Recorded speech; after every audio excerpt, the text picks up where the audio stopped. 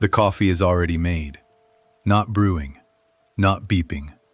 Already made, already sitting, already at that exact temperature. The one you know without looking, the one that means you waited too long again. You didn't make it. Okay, so you sleepwalked again. It's happened before, not often, but enough that you have a whole internal explanation ready to go. A little shrug you hand yourself before your brain is fully online. Your body just did the morning without you. Embarrassing, kind of. The thing you'll mention to someone later in a voice that makes it sound funnier than it feels right now. You pick up the mug with your right hand, and your left thumbnail, slightly chipped from catching a drawer 2 days ago, taps twice against the ceramic out of habit. The temperature is exactly right. Not hot, not cold. That specific, lukewarm, been sitting for exactly as long as you always let it temperature. The one your body knows before your brain does. The floor near the counter is warm under your feet, warmer than the hallway. You don't think about it. You're thinking about whether you showered last night, or this morning, or it doesn't matter. You sleepwalked. That's the whole story. Already written, already filed. The bathroom light is off. You always leave it on. What else would it be? You do what any reasonable person does when they've lost a chunk of their own morning. You look for evidence. Wet towel, dishes, a light left on somewhere. Something your body left behind while your mind was somewhere else. You check the bathroom. Towel dry, toothbrush dry, no steam ghost on the mirror. You check the sink. No dishes, no water spots, nothing rinsed and left. You walk through every room doing exactly what a detective would do in a movie, except the detective finds something and you are finding nothing, which feels worse than finding the wrong thing. Nothing is off. The house is just still. And that should be reassuring. It isn't. The coffee smells stale when you bring the mug to your face. Not morning stale, not left out for an hour stale. That deeper, quieter sourness that means a room has been sitting for a long time, that there hasn't been a body moving through it, breathing into it. You put that thought down. You sleepwalked. Your body was here. The coffee proves it. Case closed, already boring, definitely going to text someone about this. It sounds exactly like that bit where the guy keeps explaining the ghost to himself, except, actually, never mind. Focus. You sleepwalked, right? Here's the thing about the coffee machine. It has a timestamp. Little clock on the front, the kind you set once and forget. You cross the kitchen toward it, the way you'd approach something you're pretending not to be nervous about. And you tilt your head to read the display, and the display says what it says. And you just stand there while your brain does something slow and bad with that information. Yesterday.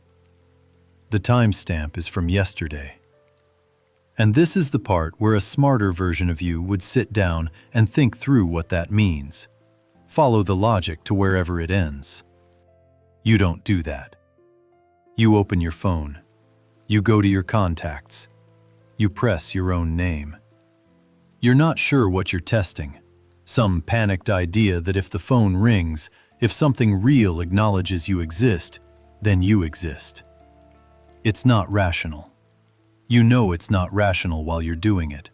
The way you know eating standing over the sink at midnight isn't rational. You're scared. Scared people do stupid things.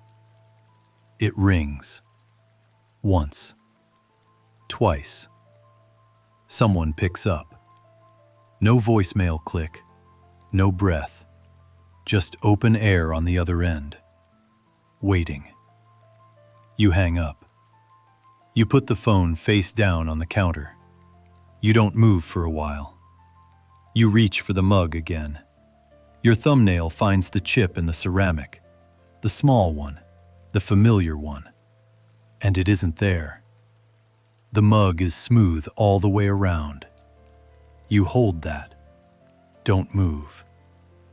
The kitchen hums. The bathroom light is off. The timestamp is from yesterday. The coffee isn't keeping itself warm. You've been next to it. Moving close to the counter, touching the mug, standing in the specific spot where the floor was warm. Everything near you has been warm. The floor, the mug, the air in whatever radius you've been standing in. Not alive warm, wrong warm. You are what happened to the morning. The chair across the room, by the window, the one you haven't touched, is sitting in the light and the cushion is compressed, like someone's weight just left it. You move. Kitchen, hall, wall, warm. Door frame, warm. Palm flat to the mirror, warm. Bedroom, mattress, windowsill, glass, warm. Back to the kitchen. You pick up the mug. You put it down. You pick it up again.